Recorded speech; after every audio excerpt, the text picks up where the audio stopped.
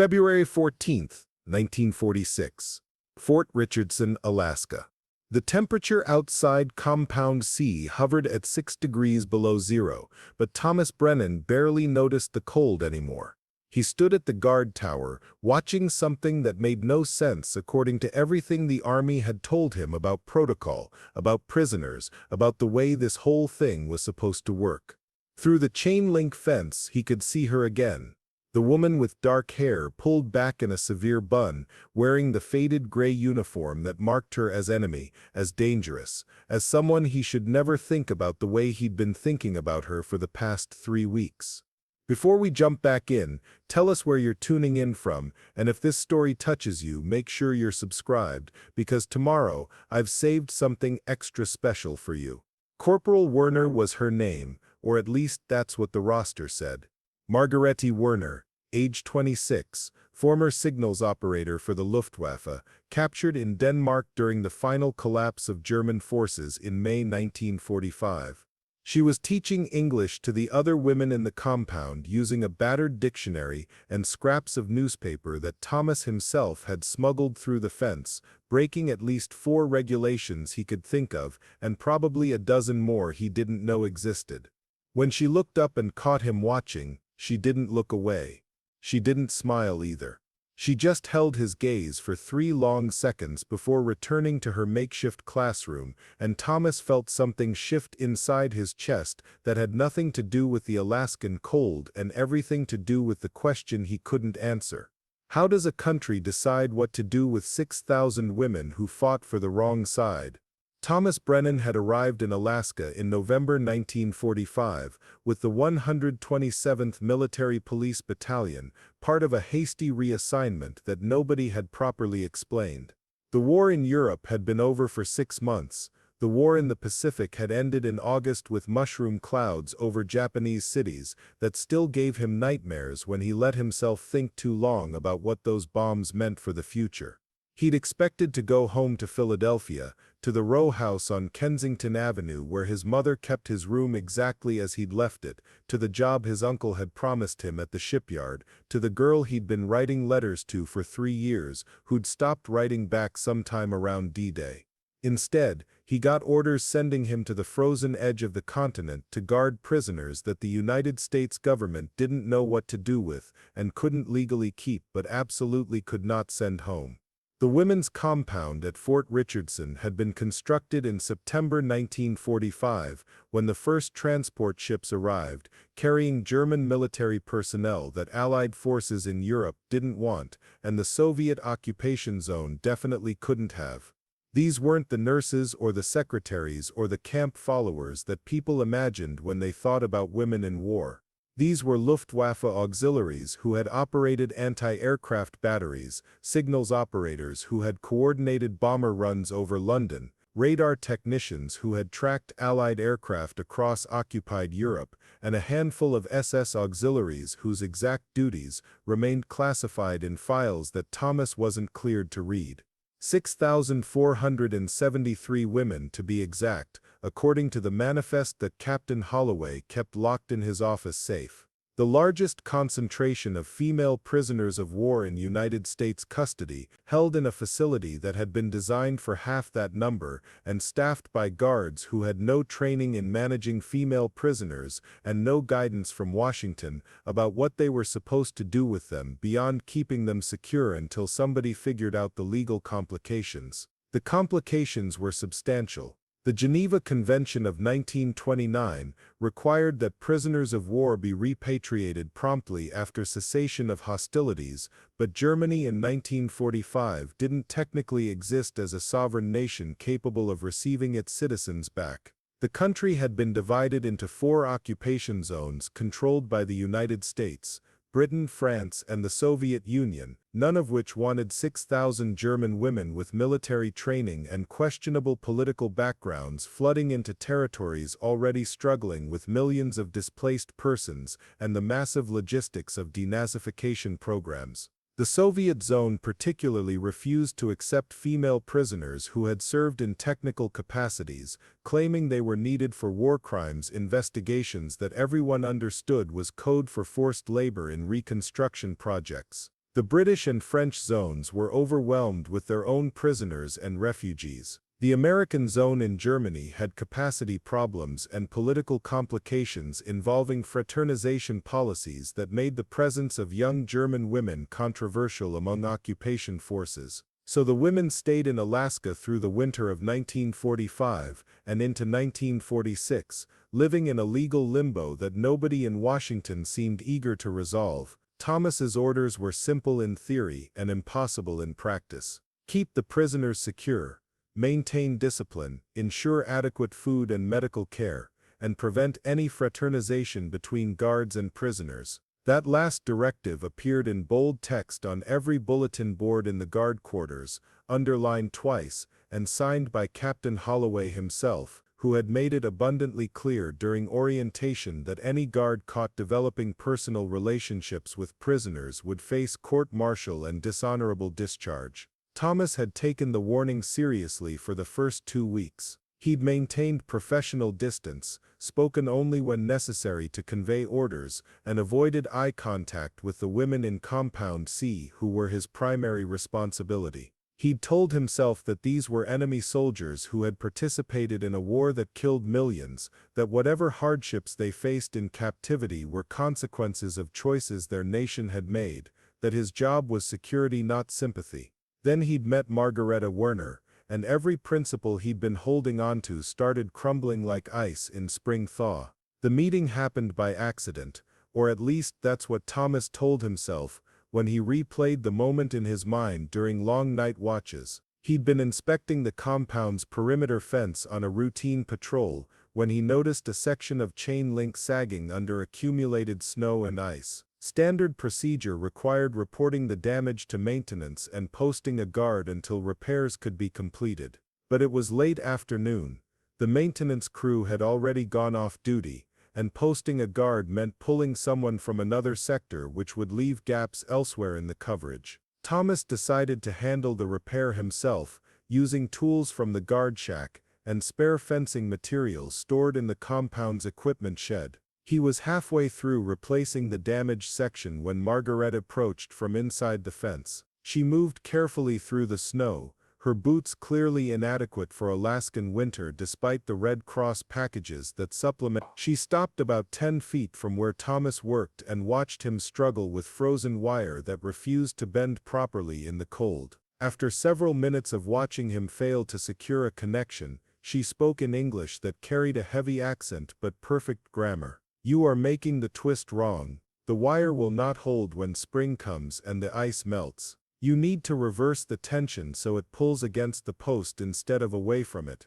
Thomas should have ordered her back to the barracks. Prisoners weren't permitted within 20 feet of the fence line without supervision from at least 2 guards. But he was cold, frustrated, and genuinely curious about whether she actually knew what she was talking about, or was just trying to start a conversation. He gestured at the wire with his pliers and said, "You want to show me what you mean." What followed was a 15-minute technical discussion about fence construction, wire tension, and cold weather engineering that revealed Margareta had training far beyond what Thomas would have expected from a simple signals operator. She explained stress points and thermal expansion with the confidence of someone who had built things under difficult conditions, who understood practical physics not from textbooks but from necessity. She didn't offer to help directly, staying carefully on her side of the fence, but her instructions were precise enough that Thomas completed the repair properly on his second attempt. Preparing and narrating this story took us a lot of time, so if you are enjoying it, subscribe to our channel, it means a lot to us.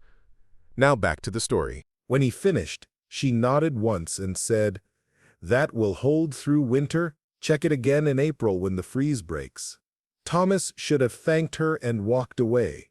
Instead, he asked, "Where did you learn about fence construction?" The question was casual, the kind of small talk that violated every fraternization rule but seemed harmless in the moment. Margaret's expression shifted slightly. Not quite a smile, but something softer than the blank mask most prisoners wore around guards. "I built fences in Poland. Before that in Austria. The Luftwaffe needed secure perimeters around radar installations. They sent technical personnel to engineering courses. 6 weeks in Munich, learning how to build structures that would survive winter conditions and resist sabotage. We built many fences, some of them very good, some of them less good. You learn from mistakes when the alternative is being reassigned to the Eastern Front. The mention of Poland created immediate tension. Thomas knew enough about the war to understand that German operations in Poland involved more than radar installations and fence construction. Margaretti seemed to sense his discomfort, because she added quickly, "I built fences, I operated radio equipment. I tracked aircraft positions and reported them to command.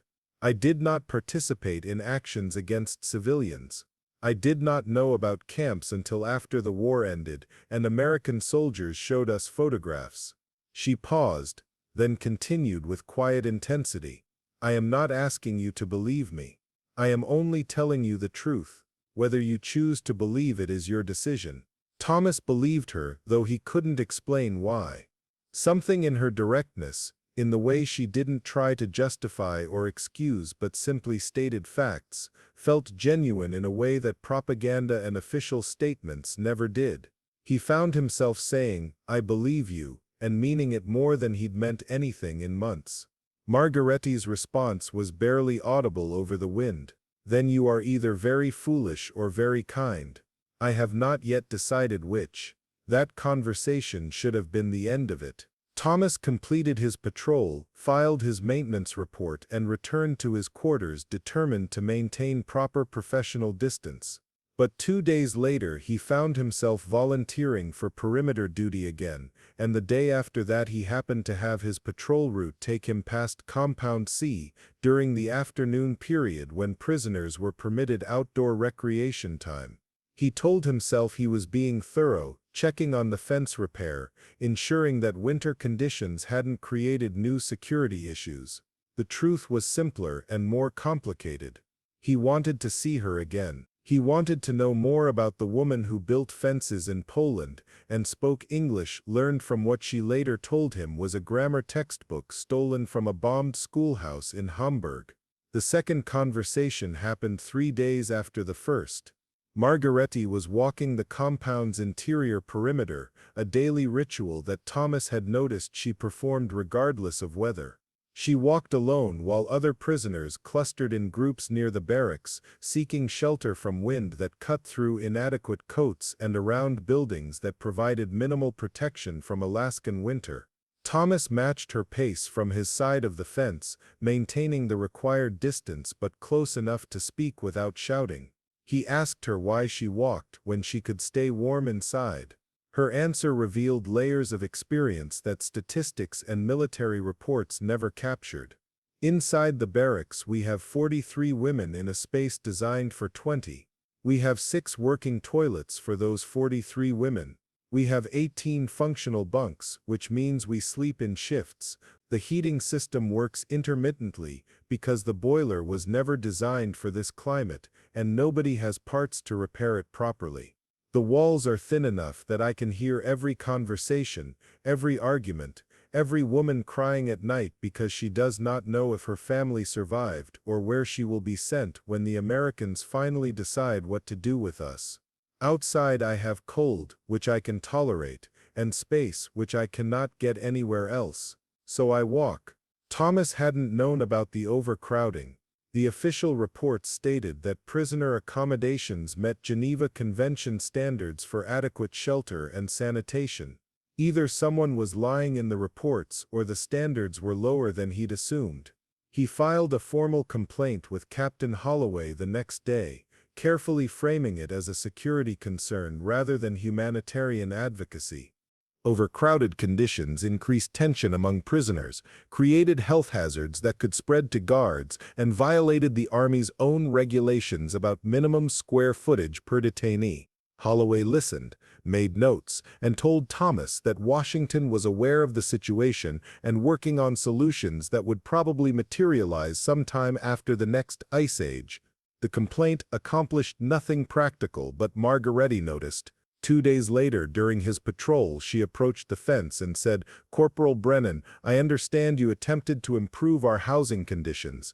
This was unnecessary but appreciated. You should know that Captain Holloway will not act on your complaint. He cannot. He has no authority to relocate prisoners and no budget to expand facilities. We will remain crowded until Washington decides whether we are prisoners, refugees, or something else entirely. The fact that she knew his name startled Thomas more than it should have. Prisoner intelligence networks were notorious for gathering information about guards, camp routines, and administrative decisions through observation and careful attention to overheard conversations. What surprised him was that she'd bothered to learn specifically about him. He responded without thinking, "You know my name, but I only know your rank and surname. Doesn't seem fair." Margaretti's expression showed something that might have been amusement. Fairness is not a concept that applies to our current situation, but if you are asking what I prefer to be called, my given name is Margaretti. My mother called me Greta when I was young. My friends in the Luftwaffe called me Werner because informality with officers was discouraged. You may call me whichever seems appropriate given that we are technically enemies engaged in conversation that violates your military regulations. Thomas chose Margaretti. Using her first name felt less like fraternization and more like acknowledging that she was a person rather than a number on a roster or a problem to be managed. The distinction mattered in ways he was only beginning to understand. He told her to call him Thomas, that Corporal Brennan was what his commanding officer called him when he was in trouble, and what his mother called him when she was disappointed, and that if they were going to have conversations that violated regulations, they might as well violate them with first names instead of ranks. That conversation marked a transition from accidental meetings to something more deliberate. Thomas adjusted his patrol schedule to coincide with Margaretti's walks. He brought newspapers that he left near the fence where she could retrieve them after he continued his rounds. She began sharing information about conditions in the compound, not as complaints but as observations from someone who understood that Thomas genuinely wanted to improve things even if he lacked authority to make significant changes. They developed a careful dance of conversation, always maintaining physical distance, always aware that other guards and other prisoners watched everything that happened in and around Compound C. Thomas learned that Margaretti had grown up in Stuttgart, the daughter of an engineer who designed industrial machinery and a mother who taught mathematics at a girls' gymnasium. She'd attended technical school instead of university because her family couldn't afford tuition during the economic chaos of the early 1930s. She joined the Luftwaffe in 1941, not from ideological conviction but because military service offered steady employment, technical training, and an alternative to factory work or domestic service. She'd been assigned to signals operations, trained on radio equipment and basic cryptography, and spent 4 years tracking aircraft movements across occupied Europe from stations in France, Poland, and finally Denmark, where British forces captured her 3 days before Germany's surrender. She asked Thomas about Philadelphia, about America, about how a country managed to fight a war on 2 continents while its citizens back home apparently still had enough food, enough fuel, and enough optimism to believe the future would be better than the past. He tried to explain American abundance, industrial capacity, and the geographic advantage of fighting wars far from home territory, but his explanations sounded inadequate even to himself. How do you convey American prosperity to someone who'd watched her country collapse into ruins? How do you describe optimism to someone whose future depended entirely on bureaucratic decisions made by governments that had no reason to care whether she lived or died? The conversations continued through February and into March as Alaskan winter slowly released its grip on the landscape. Thomas brought Margaretti books from the base library, technical manuals about radio equipment and engineering that she read voraciously and discussed with an enthusiasm that reminded him she was only 26 years old despite the hardness that war had etched into her features. She taught him basic German, patiently correcting his pronunciation while explaining grammatical rules that made no sense until suddenly they did. They argued about music, about literature, about whether the European system of education produced better engineers than the American system, and whether chocolate was better with almonds or without. These were not conversations between guard and prisoner. These were conversations between two people who'd accidentally discovered they enjoyed talking to each other, who found in those exchanges something that resembled normalcy in a situation that was fundamentally abnormal. Thomas knew he was violating regulations. He knew that if Captain Holloway discovered the extent of their interactions, he'd face court-martial. He knew that Margaretti was taking similar risks because fraternization could result in punishment for prisoners just as surely as for guards. But he couldn't stop. The conversations had become the part of his day he looked forward to, the hours when Alaska felt less like exile and more like possibility. The turning point came in late March when Margaretti appeared at their usual meeting spot on the fence line with bruising on her left cheek and right forearm. Thomas noticed immediately, despite her attempt to position herself so the injuries were less visible. He asked what happened, trying to keep his voice neutral and professional even though anger was already building in his chest at the thought of someone hurting her. Margaretti's explanation was matter-of-fact, delivered without self-pity or accusation. There are women in the compound who believe that talking to American guards is collaboration. They believe that any German who attempts to learn English or shows friendliness toward our captors is betraying Germany and deserves punishment. Last night several women decided to express their opinions about my behavior with fists rather than words. The camp administration was notified. They are investigating. I expect nothing will come of it because proving who participated in violence that happens after lights out when guards cannot see into barracks is functionally impossible. Thomas filed an incident report within the hour. He demanded increased security measures, better lighting in the barracks, and disciplinary action against the prisoners responsible. Captain Holloway listened, reviewed the report, and explained the reality that Thomas was only beginning to grasp. Punishing prisoners required evidence that met military justice standards. Moving Margaretti to isolated housing for her own protection would be interpreted by other prisoners as reward for collaboration, which would make the situation worse. Increasing guard presence inside barracks would violate Geneva Convention provisions about prisoner privacy and dignity. The best the administration could do was document the incident and hope it didn't escalate. Thomas understood the bureaucratic limitations. He also understood that Margaretti was being punished for talking to him, that his attempts to befriend her had made her life more difficult, that the regulations against fraternization existed for reasons that extended beyond military discipline.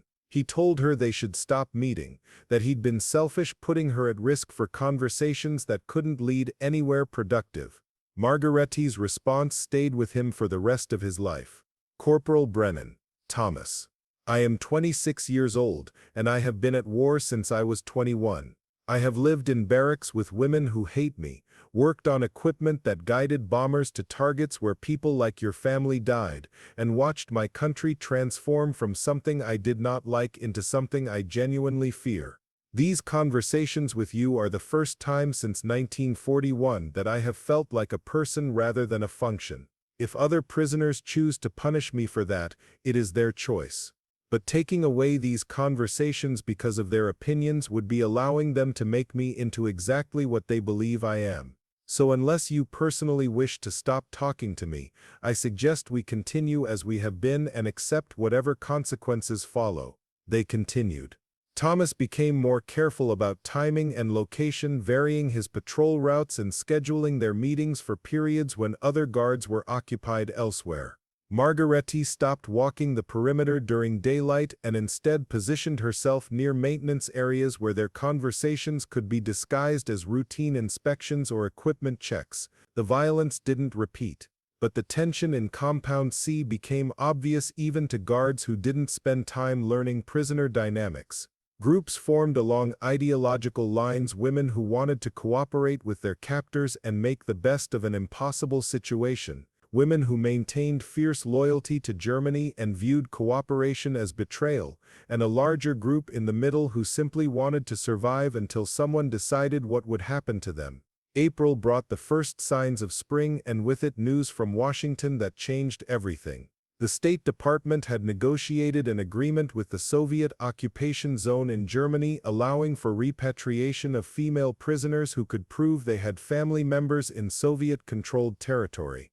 The announcement created immediate chaos in the camp. Women who had family in the East faced the choice between returning to Soviet occupation with its well-documented brutality and labor camps or remaining in American custody indefinitely with no guarantee they would ever be allowed to leave Alaska or enter the United States as legal immigrants.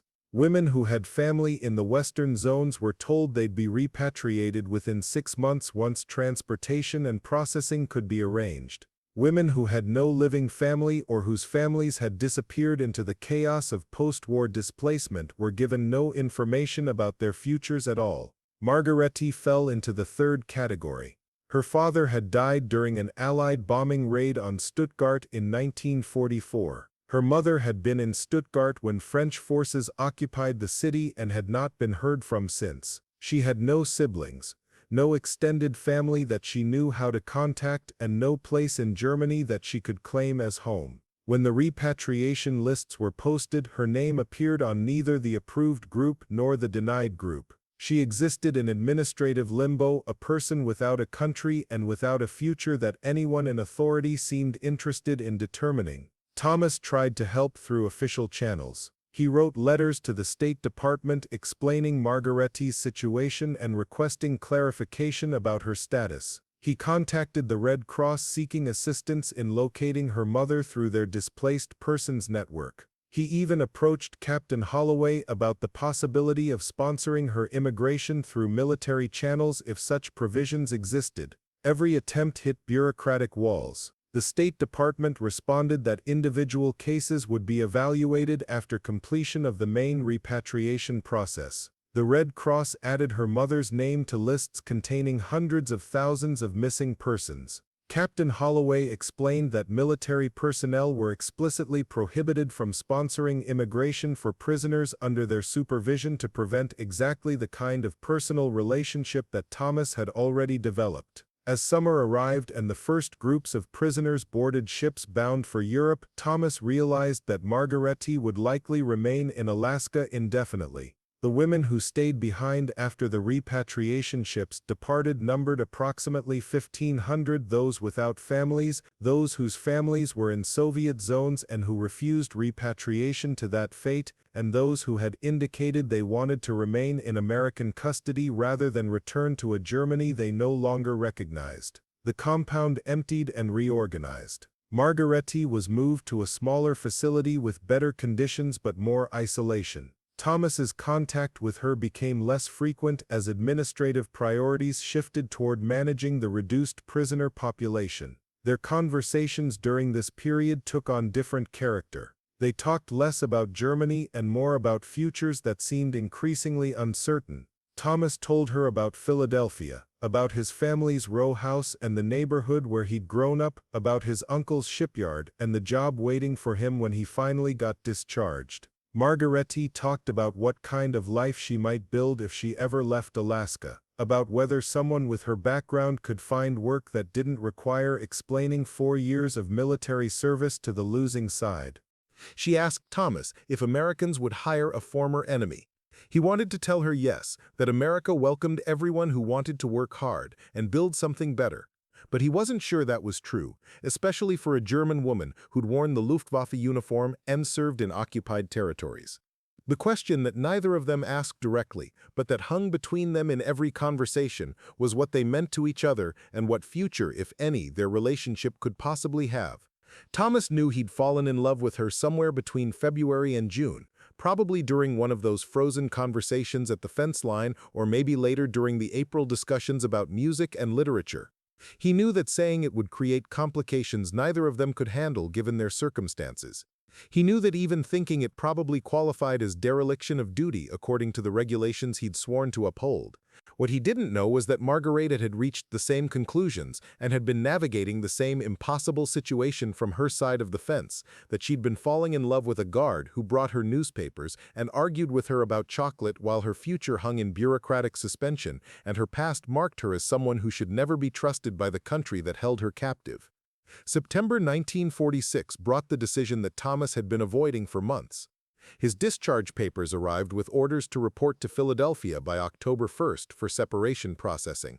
He had 30 days to leave Alaska, leave the Army, and return to the civilian life he'd been dreaming about since 1943.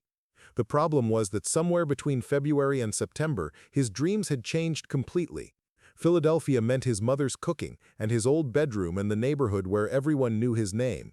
But Philadelphia also meant leaving Margaretti in a detention facility with no resolution to her legal status and no timeline for when she might be released or deported or simply forgotten by bureaucrats who had more pressing concerns than 1,500 German women nobody wanted. He proposed to her on September 20th through the chain-link fence that still separated them despite 9 months of conversations that had evolved into something neither of them could deny anymore. There was no ring, no romantic setting, just Thomas speaking words he'd rehearsed 100 times and still managed to deliver awkwardly. Margaretti's response was immediate and practical in the way he'd learned to expect from her. She pointed out that marriage between a discharged soldier and a detained enemy national had no legal precedent, that even if they somehow obtained permission, she had no immigration status that would allow her to leave Alaska, and that building a life together seemed impossible given the administrative and legal barriers. Then she said yes anyway, because impossible didn't mean they shouldn't try. The paperwork consumed 3 months and required intervention from people Thomas never expected would help. Captain Holloway, who should have court-martialed Thomas for fraternization, instead wrote letters to the State Department arguing that marriage to an American citizen provided the cleanest legal solution for prisoners with no repatriation options. A Philadelphia congressman whose son had served in Thomas's battalion pushed the Immigration Bureau to create special provisions for prisoners of war marrying American citizens. The Red Cross located Margaretta's mother alive in Stuttgart, providing documentation that Margareta had no war crimes record and had served in purely technical capacities. By December 1946, Thomas and Margareta stood before a military chaplain in a ceremony witnessed by 6 people and documented in triplicate for federal immigration files. The marriage solved the legal problems but created new practical challenges. Margareta couldn't leave Alaska until her immigration paperwork processed through channels that moved at bureaucratic speed. Thomas had already been discharged and couldn't remain on base without military status. They spent the first 4 months of marriage separated by 3,000 miles, connected only through letters that took weeks to arrive and phone calls that cost more than Thomas earned in a day at the shipyard job his uncle had arranged. The separation ended in April 1947 when Margareta's papers finally cleared and she boarded a military transport flight to Seattle, then a commercial train to Philadelphia, arriving at 30th Street Station on a rainy Tuesday afternoon, wearing a donated dress and carrying everything she owned in a single suitcase. Thomas's mother had opposed the marriage initially, couldn't understand why her son would tie himself to a German woman who'd fought for Hitler. But when she met Margareta, watched her navigate a new country with determination and grace, saw how she looked at Thomas like he'd given her something more valuable than safety or citizenship, the opposition melted into acceptance and eventually genuine affection. Margareta learned to cook American food and speak English without the heavy accent, got a job as a technical translator for a company that imported German machinery, and became the daughter-in-law who visited every Sunday and remembered birthdays and helped with household repairs that Thomas's father couldn't manage anymore. The other German women took longer to find their paths. By 1948, most of the 1,500 who'd remained in Alaska had been resettled across the United States through a patchwork of immigration provisions, church sponsorships, and marriage to American servicemen who'd fallen in love with prisoners they were supposed to guard. Some returned to Germany once conditions stabilized, discovered that home no longer existed in the form they remembered. Others built new lives in America, working jobs that didn't quite match their training, raising children who grew up American and knew their mothers' histories only through stories that got vaguer with each telling. A few simply disappeared into the vast geography of a country that was good at absorbing people who wanted to start over and didn't ask too many questions about where they'd come from. Thomas and Margareta had 3 children: Anna, born in 1949, Peter in 1951, and Catherine in 1954. They raised them in a Philadelphia row house, 6 blocks from where Thomas grew up, sent them to the same schools he'd attended, taught them that their mother's accent was something to be proud of rather than hidden. Margareta never returned to Germany, though she maintained correspondence with her mother until she died in 1963.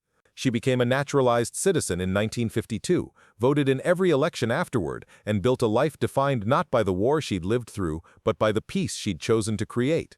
Thomas worked at the shipyard for 37 years, retired with a pension that let them buy a small house in the suburbs, and spent his final years gardening with Margarete and watching their grandchildren grow up in a world so different from 1946 that it seemed impossible they'd lived through both. He died in 1989 at age 66. Margarete followed him in 2003 at 83, surrounded by children and grandchildren who knew her as the woman who made the best apple strudel in Philadelphia and kept a garden that produced tomatoes even in drought years. The official count of German women prisoners who never returned home after World War II was 6,517. Each number represented a woman who'd made choices about identity, about loyalty, about whether the country you're born in matters more than the country you choose. Most of them are forgotten now, erased by time and the deliberate amnesia that follows wars nobody wants to remember too clearly. But their children and grandchildren carry pieces of their stories forward, fragments of accents and recipes and old photographs that prove that enemies can become families and that home isn't always the place you started, but sometimes the place you decided to stay.